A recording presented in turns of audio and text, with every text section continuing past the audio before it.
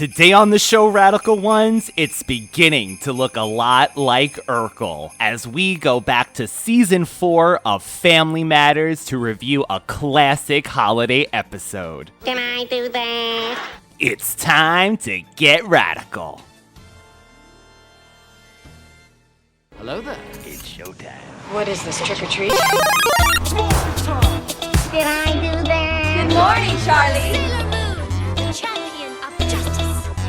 Daddy would have gotten us Uzis. The power is yours. Get down, honey, get down! And look, I won't go far, okay? If the apocalypse comes, beat me. My name is Grace Jones. Thunder, thunder, thunder, thundercats. Power of 3 will set us free. Power of 3 will set us free. Power of 3 will set us free. But I ain't one to gossip, so if anyone asks you ain't heard it from me. No, you have? No more room in hell. The dead will walk here.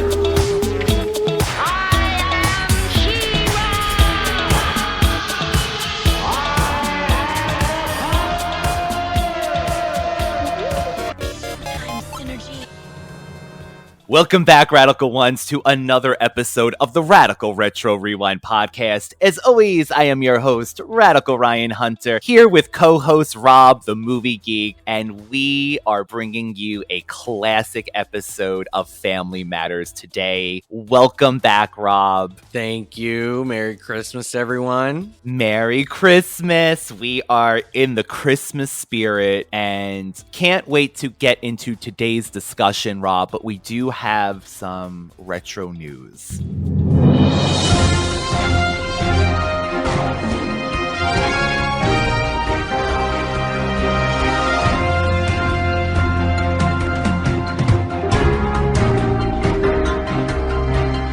So, since our last recording, unfortunately, we have to report that Jason David Frank, who rose to fame as the Green Power Ranger Tommy Oliver, has sadly passed away. This was a shock. This happened just at the end of November, and I posted a picture on Instagram, Rob, when it happened.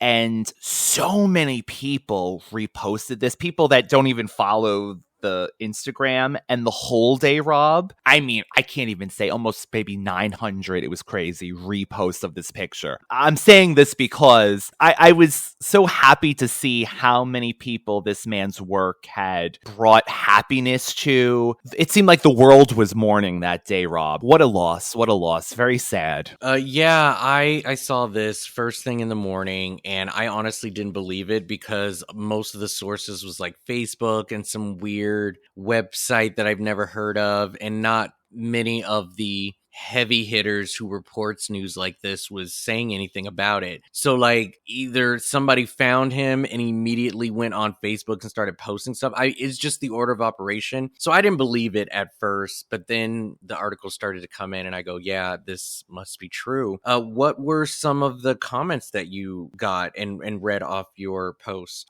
Rob, they all were saying that they feel like their childhood hero had died because it seems like Tommy, and I actually always joked about this. Every little boy loved Tommy and wanted to be Tommy. And it was a lot of my childhood hero. I'm broken. You know, how did this happen? And I think the main thing was just his age and the shock of, you know, you never think of someone so young and bright and full of life. And he always seemed so happy. But yeah, a lot of my hero, my childhood hero, got me through so many hard times. So many people met him too, Rob, which was wonderful at these Comic-Cons, and they just said the experience was beautiful meeting him. He truly felt like he appreciated them. So what a loss. It looks like David wrote something, really saddened to hear of his death. Mental health issues affect countless people and still a taboo subject for so many. So it looks like you did get a lot of people responding to this. Yeah, he's pretty much the GOAT in the franchise, to be honest, and, you know, played the White and Green Ranger. Anytime that Green Ranger is mentioned in the movies or anything like that, like, I get giddy. Yeah, that cameo in the remake and all of that. So all of that was great. And yeah, when I heard about it, yeah, kind of sucked. to hear that in the morning. It really was sad to hear. And I think the fact, too, that his co-stars, including,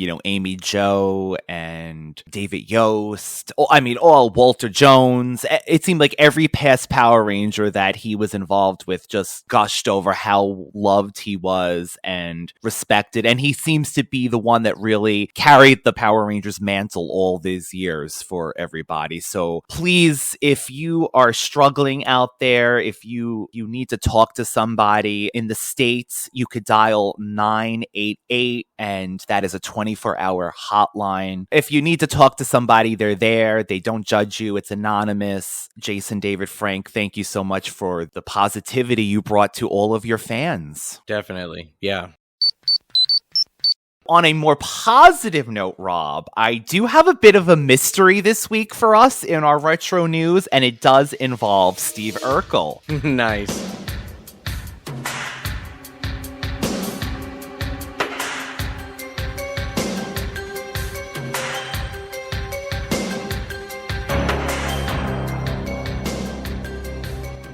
Did I do that to the holidays? A Steve Urkel story was a movie that was coming out, Rob, on HBO Max. It's described as a Steve Urkel story brings back the most iconic sitcom character of all time for an animated movie musical event. The holiday season has arrived, and the brilliant but accident-prone Steve Urkel has already ruined his local celebration by publicly humiliating a shopping mall Santa.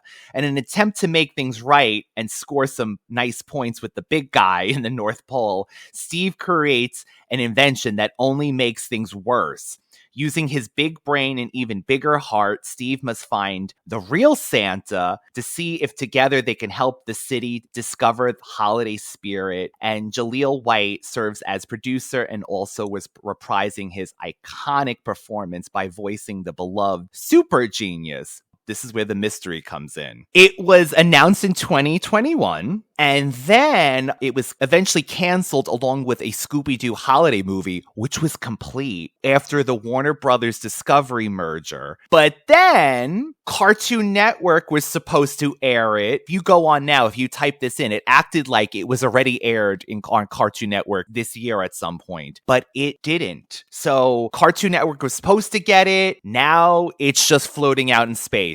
So where is the Steve Urkel cartoon? That is Damn it. crazy. I've never even heard of this to begin with, and then when you told me about it, I really wanted to watch it, but it looks like we can't. I have no idea what stopped this from airing. I know that Jaleel right now, I think he's selling like vape pens or something. Purple Urkel, I think. Yeah. It's I don't know if that would be enough to be like, yeah, we don't want his animated stuff on our network or whatever, but I can't think of any other reason why they would just not go through with it. It's an unfortunate, thing to happen because, yeah, what a waste. and especially since it seems like it was done, and to get him to come back to this role, which is, they say it in the description, iconic. Yeah. Well, hopefully next year we may see that, or maybe it gets leaked on YouTube. I have no idea, but I would love to see it. And it makes sense to put, I think, Steve Urkel in an animated cartoon. I'm shocked it didn't happen sooner, honestly, with his popularity. Yeah. No, I agree.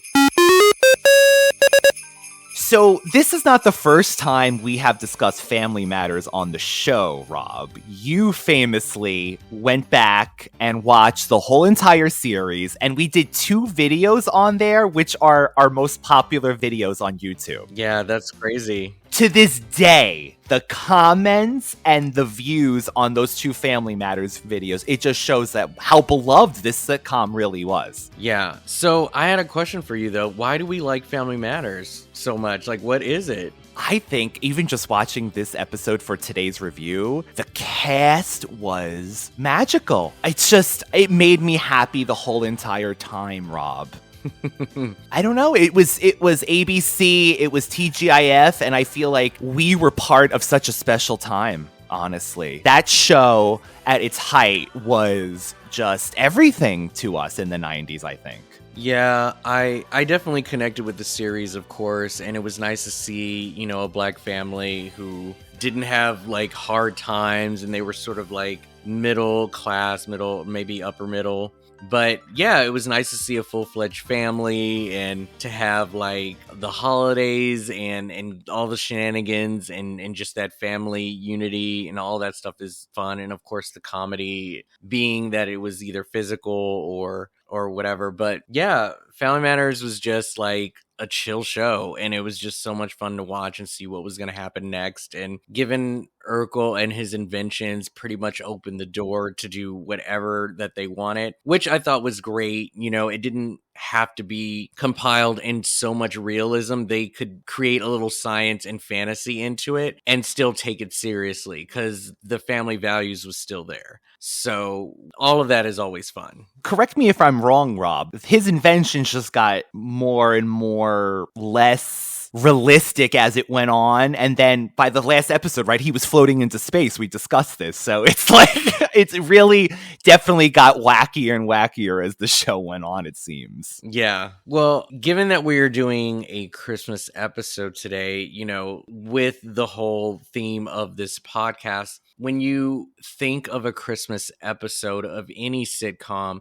like what do you think about what is supposed to really happen? What are you used to seeing when you see a Christmas themed episode of your favorite show? Is it cliche to say snow?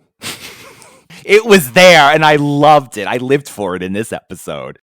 But yeah, what are some of the things that compiles a Christmas episode to you? You got the staples of somebody's either probably not in the holiday spirit usually. I feel like that's always a staple. Mm-hmm. The stress of finding a present seems to be, back in the day especially, a staple of the sitcoms, getting the perfect present. But always by the end, the characters coming together and usually a song. And when you have a character like Rachel in Family Matters who's going to sing at the drop of a hat, it's perfect, especially in a Christmas episode. So definitely Christmas music, getting together, and some message, Rob. Well, is there something that you look for when you watch a Christmas episode of a show? Like you mentioned snow. Is there anything else that is like, this must be a part of it? Showing their house from the outside decorated with Christmas lights too. That gave me the holiday spirit. So I think it's maybe seeing these iconic houses from sitcoms and shows decorated for the holidays. Yeah, I'll go with the decorations on our houses. Seeing the family celebrate, that got me in the feels this episode. Well, for me, it's the slightly skewed Christmas jingles catered to their like soundtrack. They'll incorporate some Christmas tune, but then sometimes like mesh it with their theme song or some of their known background music. So that's always fun. Like you said, the decorated homes, and I noticed this in this episode, and it's something that I usually see when I see a Christmas episode, is that there's tons of vibrant, bold colors. Yes. Whether it's in the Christmas decorations or in their wardrobe. Like in the 90s, when you wore like warm clothes, you mismatched so many colors. It wasn't just like all one color. I mean, Laura had a theme going. She was, you know, dressing in the yellow, but like everybody had multicolored shirts and sweaters and scarves and hats, and they were all different colors. Oh my God, Eddie's vest at the end on Christmas Day, I actually want. Yeah.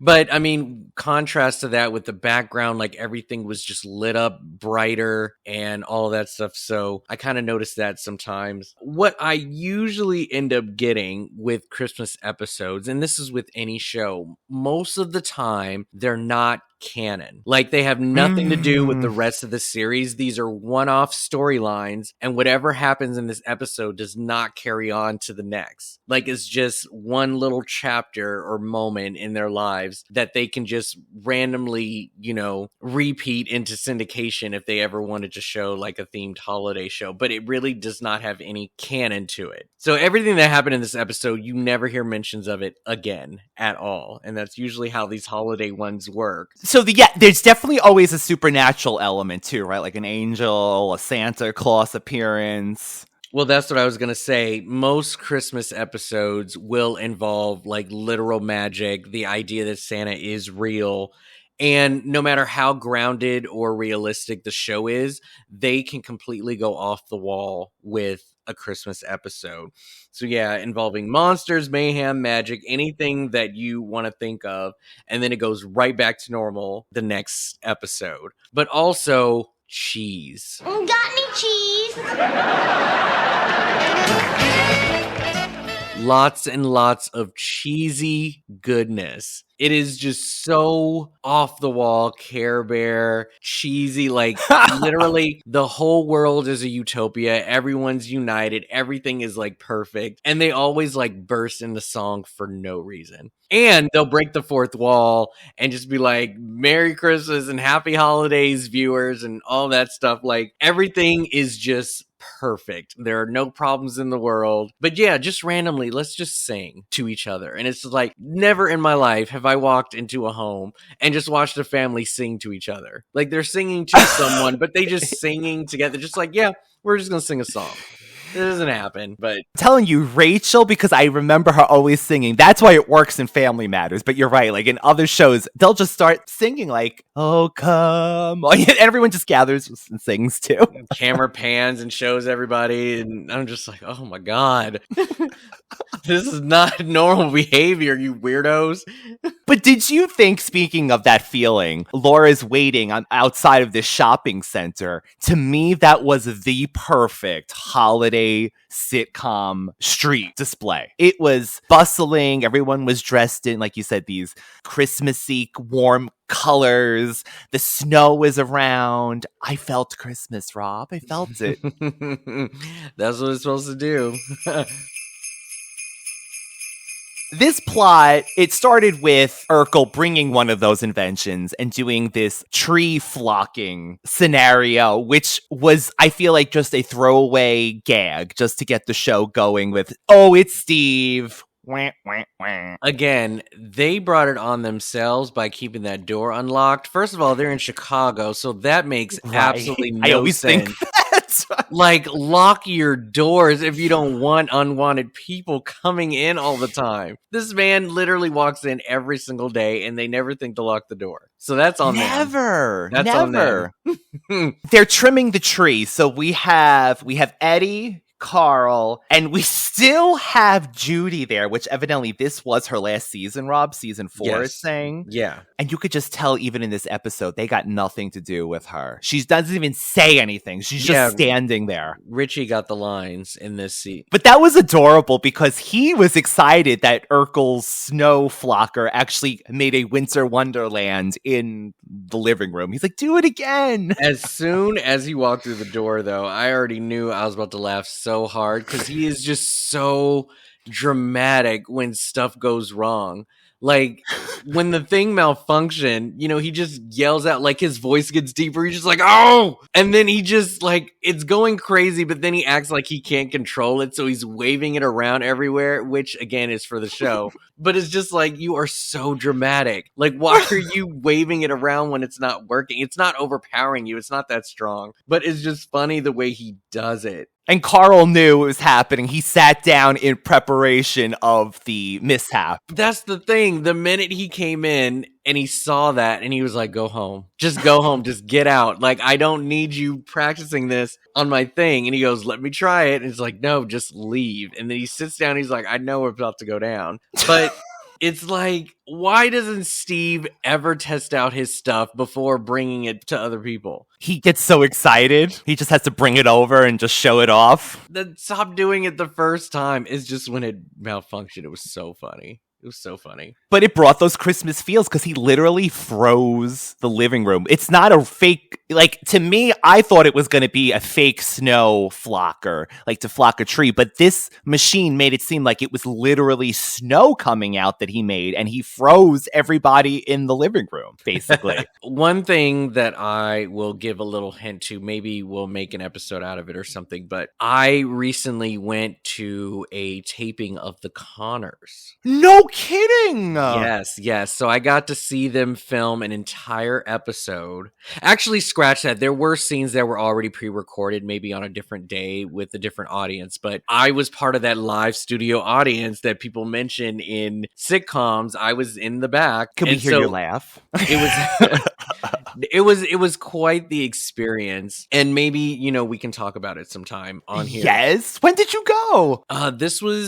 This was, oh man, was it this month? I think it was this month. I went earlier this month, I believe. How retro is that? Yeah, it was pretty crazy to see the living room up close and, most of the cast members. I think the only person missing was Mark, the taller child, but I believe everybody else was there. And Beverly Rose, I don't think she was there either. But yeah, pretty much the rest of the cast. So I got to see all of them in person, including like special guests. The episode hasn't aired yet, so I'd rather talk more about it after it airs. Yes. But anyways, the reason why I bring it up is that seeing that in person and being part of a live studio audience, it would be bonkers if I was able to sit and watch this scene be played out in person. And in fact, like, I don't even know if they did more than one take, because they would have to clean up all of that snow just to do it again. I can't even imagine. I can't imagine, but I just would have loved to see any type of wacky scene from Family Matters in person.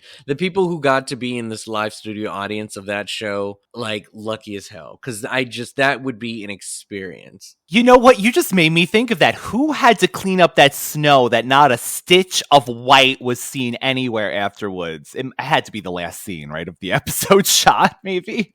Probably. Crazy. Yeah. Wow. Oh, that is exciting. So please, when it does air, I would love to talk about it, because that is so freaking cool. Sure thing. Yeah. No, of course. So this is the classic episode, honestly. Now rewatching it, it flooded back to me. So there was a few options with the Christmas episodes. There's one that always comes up. It's like that Golden Girls episode for Christmas.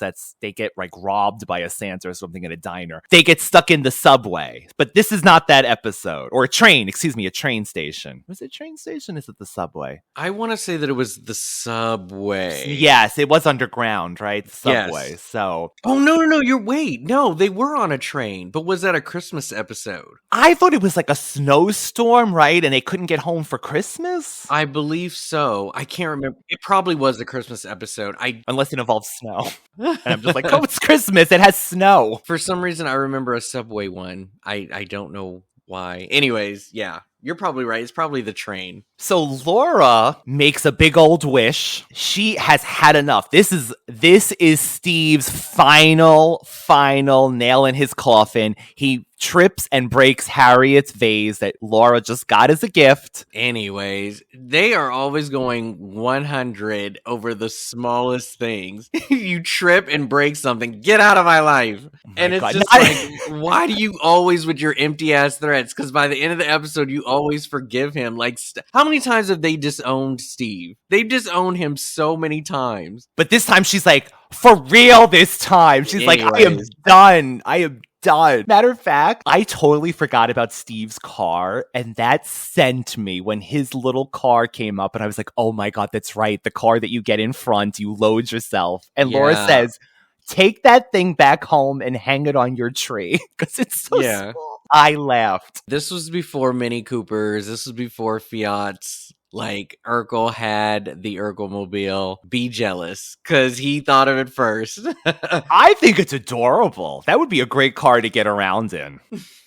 Honestly, I'm here for it. But yeah, Laura, you always come crawling back. I am not believing your little empty threats. But here's what I will say. Steve, first of all, forces himself to be like, you're coming home with me, right? Then when he trips and falls, he goes, oh, I'm okay. This fall broke my back. He did not once apologize. He just was like, I'll just give you what I'm going to give you my mom. And I'm like, no, you can at least apologize. But he didn't offer to pay for it. He didn't offer to go. Like, I'm sorry, Laura, that was not the only vase in that store. Like, go back and get another one. Is it because Harriet's got those flowers in the intro and she needs a vase to put them in finally? They make me mad with this stuff. But anyways, Steve could have at least apologized or offered to pay. Like, I get it's a sitcom and I'm thinking with different goggles, but it's just like, at the end of the day, when he would mess up, he would say, did I do that? As opposed to, I am sorry, I messed up your home. Like, he is a menace. Like, I would be super pissed too. I mean, after I realized that the glass didn't shatter and go into Steve's stomach, I probably would be a little upset too. As long as it didn't, like, jagged glass didn't, like, go into him, I would have been like, oh God, Steve. But, like, Laura was literally minding her own business. Like, living the best life. She didn't ask for any of this. And she lost her present. I don't know how much money that set her back. None of that was discussed. And I'm just like, Steve, do you blame people for being pissed? You have no remorse when shit goes down, ever. Well, she said that, right? She's like, you always make me feel bad for when you know, when you do these things to me. Yeah, I'm not allowed to be mad at you when you break our stuff all the time. But she did take it to another level this time because an angel had to intervene. Ty, the angel, who, Rob, I don't know about you, but every time I see this actor, all I think of is he's my girl. He's my girl, TK Carter. Oh my God, TK Carter. This guy is like oh God, who is the guy that you like? Miguel something Jr. Yeah, from Friday the 13th. And yeah, it's Miguel Jr. Isn't it Nunez or something? Nunez Jr. So they're around the same generation, but when I think of TK Carter, I think of Miguel and just their comedic style and their versatility. They both also did Cross-Dressing as a comedy movie. Yes, they did. Yeah, because Miguel did Juana Man.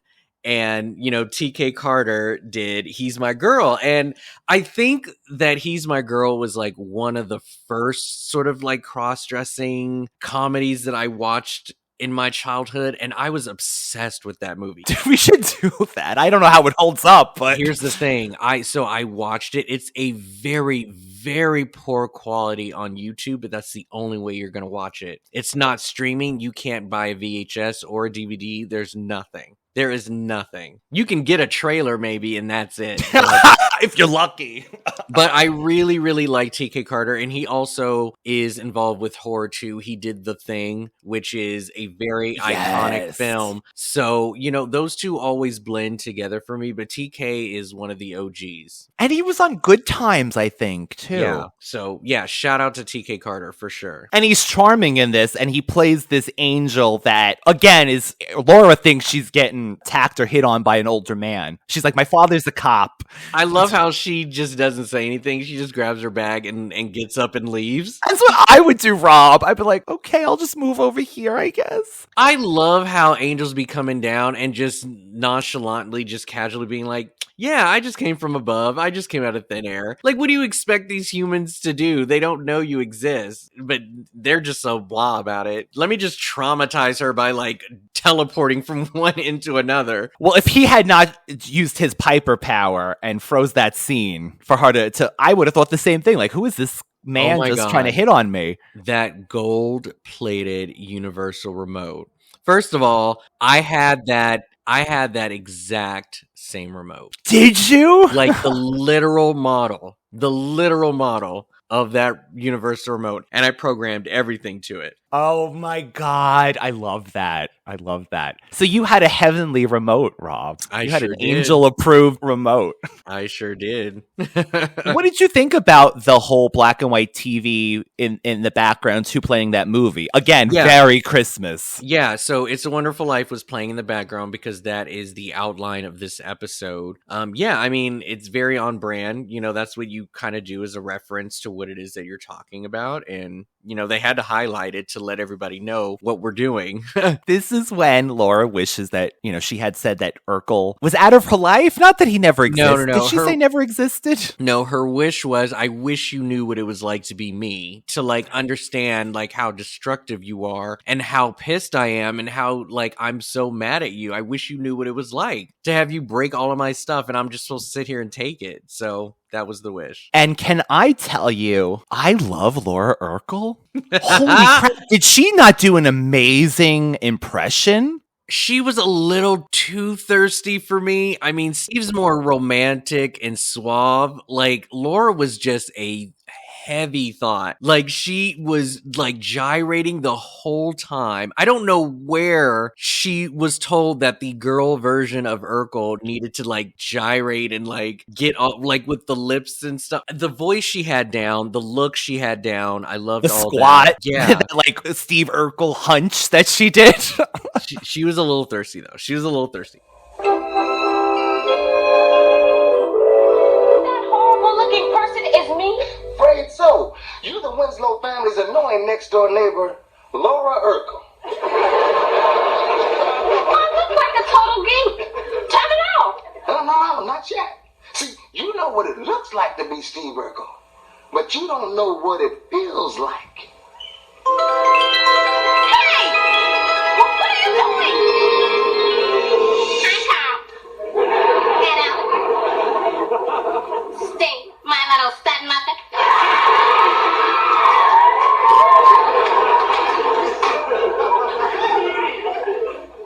Well, what do you want, Laura? Your hand in marriage, but I'll settle for a Christmas kiss. Forget it. Oh, come on. Lay one on me, macho man.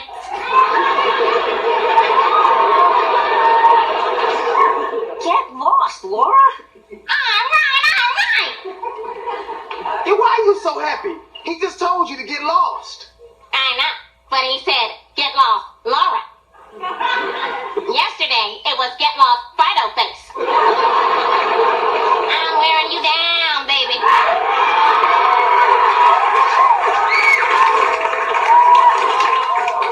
I'm wearing you down. But I did love this. And with this show, like, at least every character is going to at least have to act like Urkel at some point. Like, that's part of your career. Did I do that?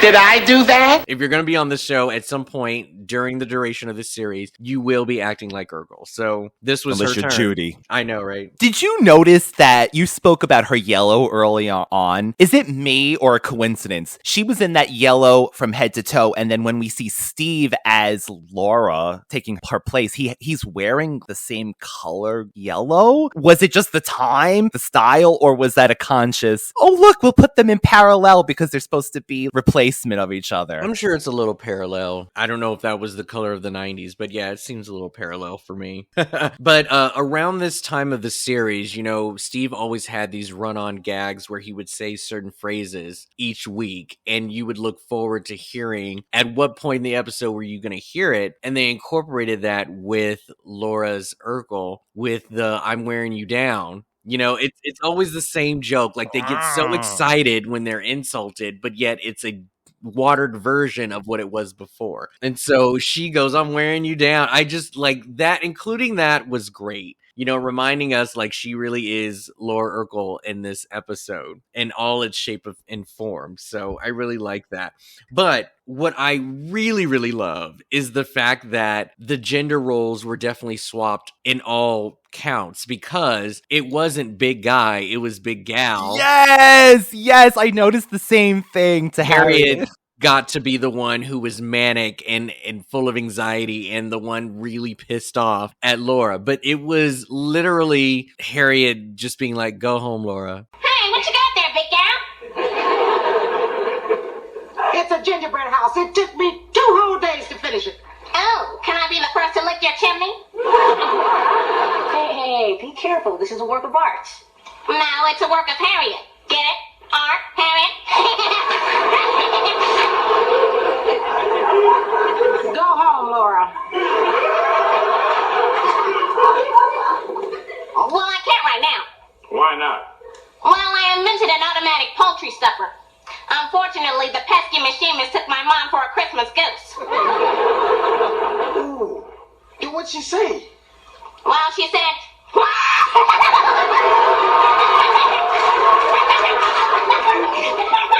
I rewatched that phrase so many times because it was just so amazing to finally see her take center stage over this heavy shenanigans that goes on in the house. Because usually she's the one holding Carl back, but in this one, she's just like, "Go home, Laura." Like, I just thought that was so funny. Stole the show. I actually wrote that down, Rob. And then when she followed it up with, "And I did this," because she said, "Did I do that?"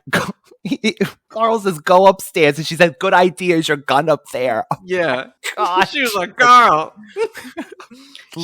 No, but it's just like, so Carl usually when he does, he just runs at him and growls, but Harry is just like, "I'm gonna do this. Come here." Did I do that?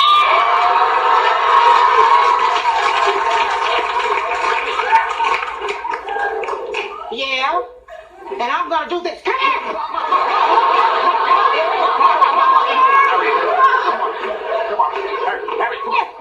Edward, I'm gonna take your mother upstairs. Good idea. Is your gun up there? She is the typical mom, and it was just such a joy to see her be the one that's like all angry. To me, though, this was the whole scene of the show, because she brings out this gingerbread house that she made, a work of Harriet instead of a work of art. First of all, come see me in the kitchen with this gingerbread. Why are you even walking around with something that delicate and fragile? First of all, this house in itself is a museum. Like, everything is breakable or not allowed to be touched. Like, I just would not have any fun going over there. That's why there's no plastic covers on the couch, you can't right? do anything at this house. Like, who builds a big ass house like that when you live next door to a klutz? Like, I just think it was funny. She brought it on herself. Have you ever done one of those kits over the years? Those houses do not stay up. So Harriet must have used cement to keep this freaking gingerbread house up. It took me 2 days to do it, and she sits it like on the edge of the table, by the way. It wasn't even center. I'm like, you are begging for somebody to break this. You knew it was going to be broke, right? But this is the line. Oh my God. Because can I lick your chimney? Can I be the first to lick your chimney? Laura Urkel. Holy crap. That sent me, Rob. It was also nice to see Steve just being himself and not Stefan. Because Stefan is a little too suave for me. This was just a regular high school student. He had the glasses still, and he just was. So it was nice to see him just kind of like be himself. They said actually in this trivia, I don't know if it's true, but they said this was the first time prior to that, like a Stefan, that he got to use his real voice. Which still was super high anyway. I mean, he was manic himself, being like, "Get out of my life." And I was like, "There's Steve." He still got it. Laura ends up feeling the blow, how it hurt to be in love with somebody and being so disregarded. But you're right at the same time, Rob. It's like, I mean, she has been through like daily occurrences of Steve doing things like this. Is she too hard on him sometimes? Maybe. But she learned a lesson, supposedly, because the other trivia, and I don't know if this is right, because you tell me this sounds right. This is the last time Laura says, "Go home, Steve." Now, this is back to the things that things don't change usually in a Christmas episode, but they're saying after this, she never says it again. That's amazing. Look at that. They broke the curse. So she really learned a freaking lesson then. If this is true. This is the Family Matters Wikipedia, but yeah. Who knows? That would be an interesting takeaway and continuation from a lesson like this. I think that's awesome. I love that. I did think them, when they fall on the gingerbread house was pretty funny. Just Eddie, the whole balancing Carl, act. everyone, they all fell. Just that balancing act of trying to like stay above and then just breaking the table. That table is the equivalent of the grandfather clock in Charmed. Like, amen. That table breaks so many times. It probably has like detachable legs on it. It just like collapses. Yeah. It's meant to collapse. So she learns a lesson. Ty says that not ringing a bell to get his wings in this, because you can't use that from the movie. It's if when a star lights up, you'll know that he gets his wings at the end. So her guardian angel gets his wings. And we see again, we got to mention it, Aunt Rachel comes from the corner out of nowhere and just starts singing. Hey, look at the star!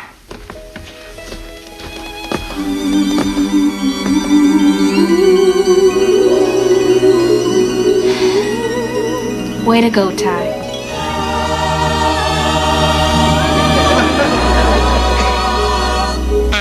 Alara? Who are you talking to? Oh, my guardian angel. He just got his wings. Oh, of course. Nervous breakdown.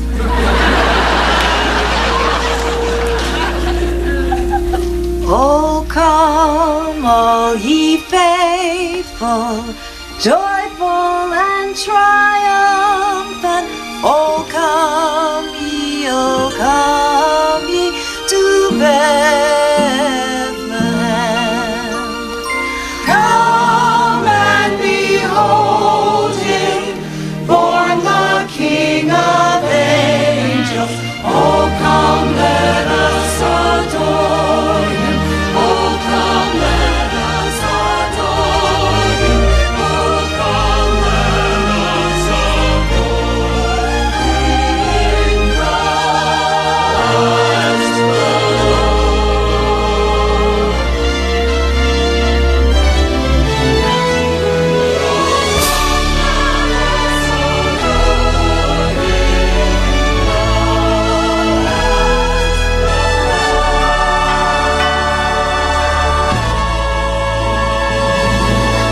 I'm just like, oh God, why are you ruining this perfect episode with this cheesy ass moment? But they just had to do it. So her second chance, first of all, I would have tried to save the gift. I was like, if you remember everything else, why didn't you remember to just move the bag or something?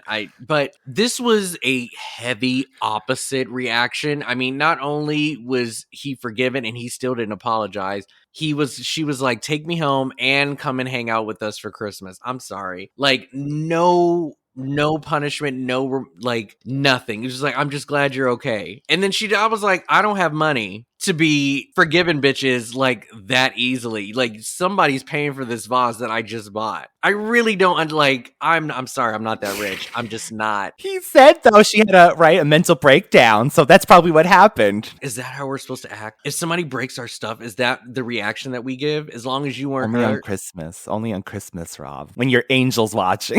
Is that really the lesson though? I'm sorry, something needs to come out of that. Like, help me out here. That was a little too nice for me, but I get it. I agree. I think had Steve said something other than, I'll give you my mother's gift, it would have eased the blow of Harriet's vase being broken so she doesn't get a gift. But that's right. What was Laura Urkel's mother? Her machine was a poultry stuffing thing. God. So I don't think Harriet would have appreciated that. Yeah. Steve's gift, a poultry stuffer. What do you think of the card at the end? Because you mentioned cheesy sitcom moments, but I loved it. There was this digital card, early 90s, graphics, and it has a picture of the family in front of a Christmas tree. It says, Merry Christmas, from our family or something like that. From all of us here at Family Matters, to all of you out there, Happy Holidays! That was so 90s. So 90s. Very 90s. Yes. Very, very 90s. I mean, it is what it is. Like, I don't have a heavy distaste for it, but it's just, you would never see that today, ever. Never. It's just funny. Like, we ate all of that stuff up back in the day. We loved all of it. It was like, oh, they're saying Merry Christmas to me. And too bad they didn't sell those cards, like, out in the world after it aired, but yeah. I have to say, I think I also have Carl's Christmas sweater. I have to dig this out and put a picture because I literally think I saw that and I said, how is that the same one from like the 90s? When literally the same pattern, unless that's the classic Christmas sweater pattern. That's awesome. I love it. To me, Rob, this was not just nostalgia lens of loving this. I honestly felt so good after seeing this episode. Call it the season, call it I'm just easily pleased, but I laughed. I saw old friends, I feel like, again, and I really enjoyed it. Rob. Yeah, it's a fun episode. It definitely made me laugh even after all of these years, and everyone looked great on the show. I just kudos kudos to all the physical comedy that they were able to do on this show. And, you know, we hear a bunch of stories lately about how the behind the scenes went, but, you know, watching it, they still looked like a tight-knit family that loved each other and had fun, I'm hoping, while they were filming. So, yeah, it was a solid Christmas episode for sure. It had Definitely all the check boxes checked, and, you know, even down to the fake snow and the extras and all of that stuff. So yeah, it's a solid Christmas episode. Broken vases and all. By the way, this aired on December 11th of 1992. 92. Jeez. Damn. So, I hope that year everyone got Urkel dolls, even though it took me how many years to get mine? 30 years to find mine? Rob had one. So, yeah, this is, what, a 30th anniversary, I guess. Holy crap. Yeah. Oh, my God. So, Rob, that was our first week down. We have The Preacher's Wife coming up as well. Can't wait to watch that. And what else are we doing currently this month, Rob, on Brunch with the Hollowells? We have an episode coming up, right? Yeah, we definitely have an episode. It won't be Christmas themed, but yes, we'll be covering more of the comic books.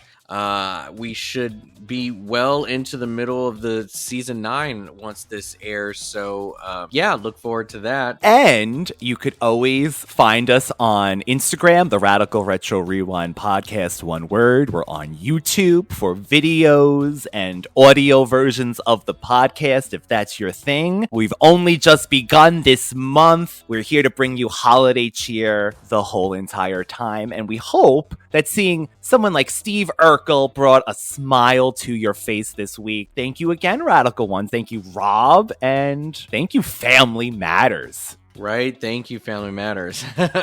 Bye-bye. Bye. Try and pay attention to what I'm saying, Laura, okay? Okay, are you paying attention, Laura? Oh, you have beautiful eyes. Oh, thank you, Laura. And your nostrils are perfect. Quiet.